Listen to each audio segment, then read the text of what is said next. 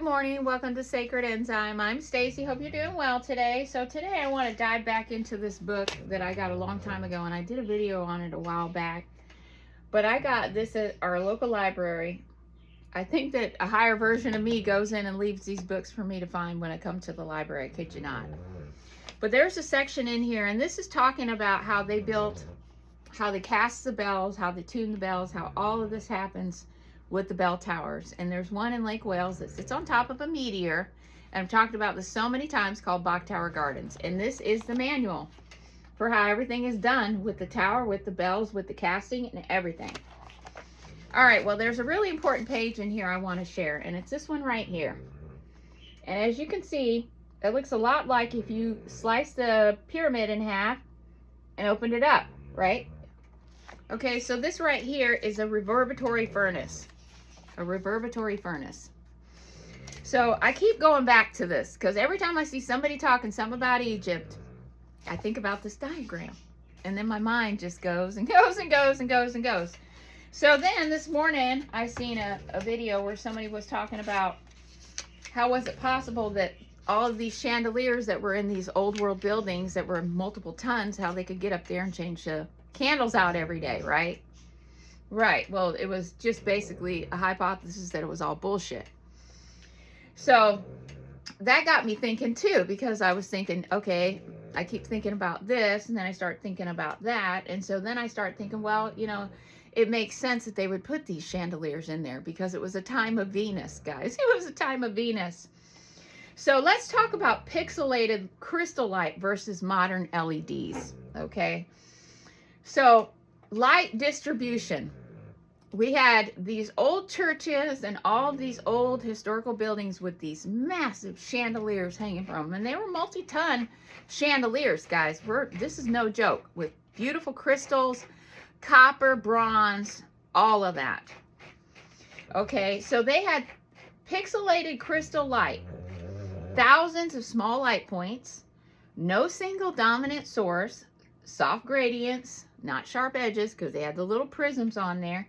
And it was a constant micro variation. It would be a flicker, a shimmer, you know, it would just diffuse the light all the way out. Modern LEDs, few intense sources, light contrast between light and shadow. It's a high contrast. There's a flat, uniform output. And it's often static and overbright. It also makes you hot.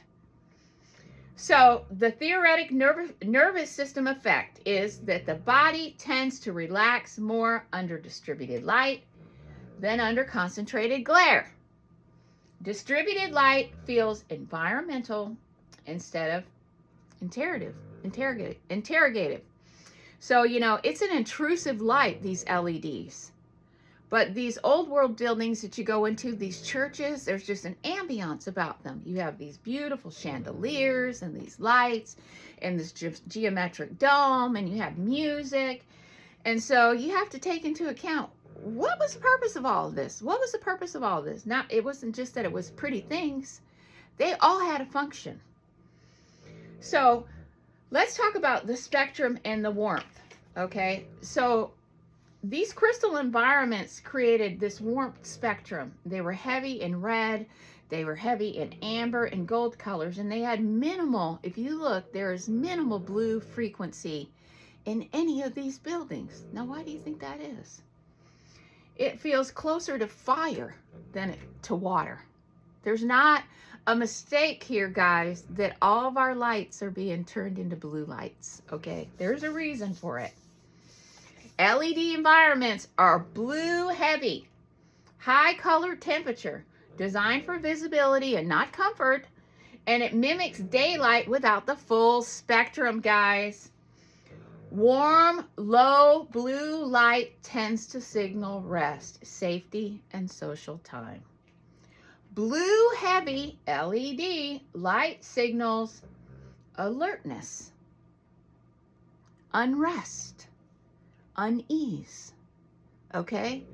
Everything goes through these cones here, guys. So with crystals, light is always slightly moving, kind of like, because we're living our life through refracted crystal spectrum. It responds to air, to body, to breath. And it creates a visual engagement that's gentle and inviting. LEDs appear static. There's no relational feedback in them. They're just flat. And the eyes stare at it instead of moving with it. So, micro movement and light keeps the visual system from locking into strain. It's closer to how humans evolved seeing light in nature. So, crystal chandeliers are high resolution light. LEDs are low resolution intensity. The eye prefers many small points, smooth transitions, and no hard edges.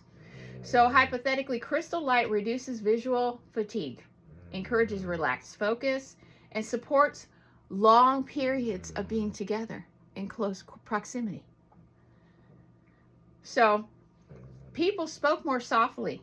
Faces looked warmer, just like when you got that nice pretty light shining on you when you're doing your videos and you don't look like crap. Emotions feel safer to express. You feel more warm, inviting, and time feels like it kind of slows down. But when you're in a LED type light saturation system, faces look flatter, harsher, harder. The room feels task oriented. Time feels compressed, kind of like those cubicles in the office buildings, very sterile environment. Voices get louder. It's environmental reality shaping our behavior. The environment is totally shaping us. The lights, everything. It's complete. So outdoor light is full spectrum, constantly changing, comes from everywhere, includes shadow, motion, and depth. So grounding outside is like the ultimate pixelated life environment. So it's just like when sun is filtering through the tree leaves or the clouds. It makes you feel better. It brings a sense of feeling good, you know, because the nervous system recognizes these as harmonic conditions, right? So let's get to the second thing of why church environments were inherently therapeutic in ancient times. So we had light that calmed down the nervous system, right? Warm, low, blue light, low in blue, no blue. It was distributed through the crystals. It was a gentle motion, and there was no harsh contrast. And then you brought it in with the music, right? You had the music, you had the aromas of the sage and the frankincense, incense being burned, clearing the energy field. You know, you had the music bouncing off of the ceiling, reverberating the sounds for the body to respond. So these buildings were designed to feel enclosed, not cramped, to feel cozy, to feel therapeutic. Very much Venusian. They had chants and bells and organ tones with long reverberations and slow rhythms. And so it was like a built-in pause from your daily life. And you had the bells that called everything to order. They pushed the frequency. They were using a 3 tritone sound that was keeping the sound going, that was working the third center in our body to bring things in. Just like when you're doing the figure 8, you're creating a particle implosion. This was the same concept. People didn't say this regulates my nervous system, but that's what was going on the planet. So I want to go back and I want to talk about the bells and how these bells were closing a sensory loop. They were closing a sensory loop. And so we had a scenario here where you're going into this cool stone space of stones that have different properties for magnifying things. You're sitting under these wonderful warm pixelated lights. You're smelling in, all your senses are being activated. You're smelling in all of these incense They're clearing your energy field. They're clearing the energy field in the church. And you hear this reverberant music and the bells, right? So you've got light, space, sound, time, and community. So people were being reoriented by these structures. They were being taken back into a place of healing and wellness. Think about it. So now the pyramids. The pyramids look a lot like this reverberation chamber. So say that the pyramids were here because they were doing the same thing as the churches, guys. That they were holding a space and keeping the environment orientated for wellness. Because the thing says, the phrase goes, as above, so below. So if you're talking about sound waves, they are as above and below, as above, so below. Let me find the page in here and I'll show you an example.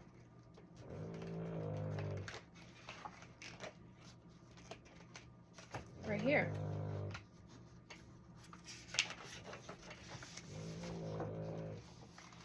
These are hum tones.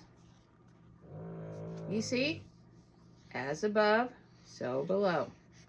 As above, so below.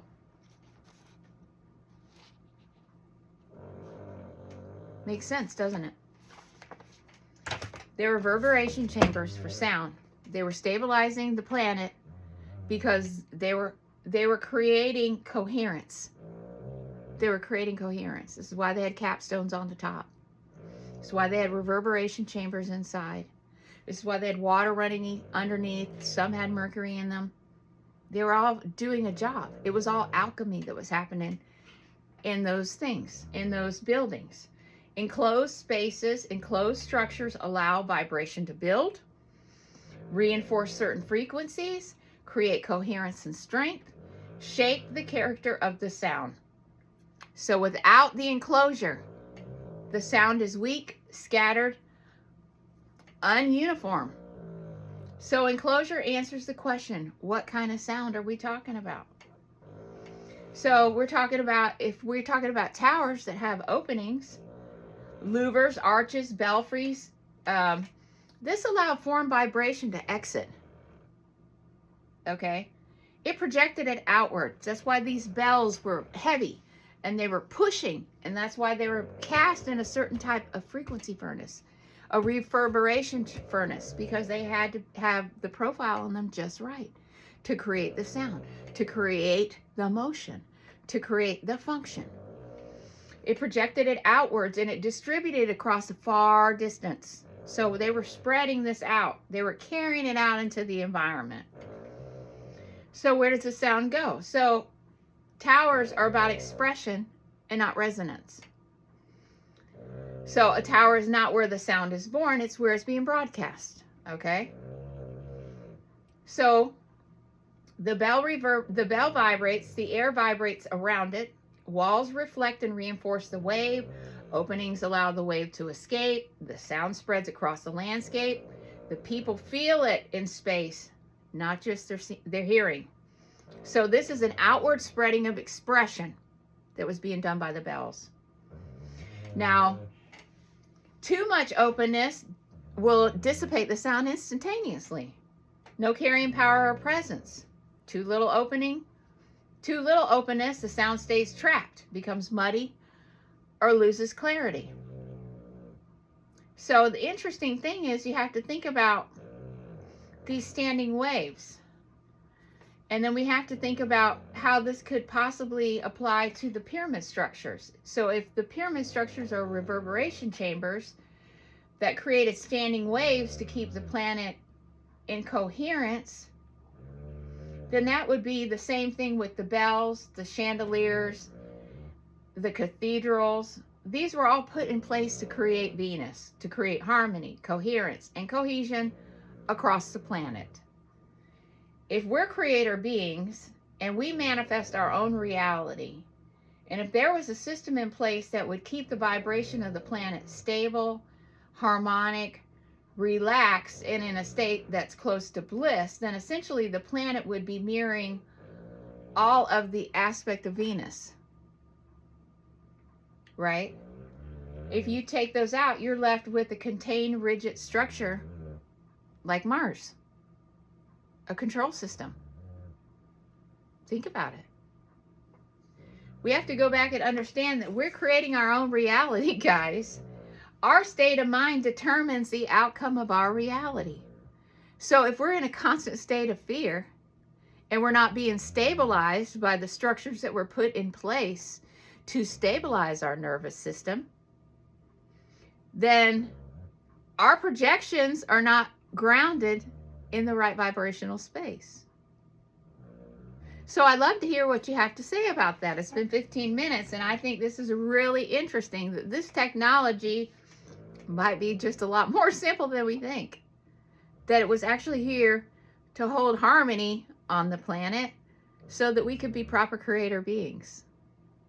So, you know, it would make sense that there were these coils underneath the pyramid. I mean, it's a function of creating waves, creating an environment. And yeah, they don't want people to know that essentially the whole planet was tuned in. It was tuned in with Venus, the 5-pointed star. But right now we're stuck in a closed system. So we have to bring Venus back to the equation.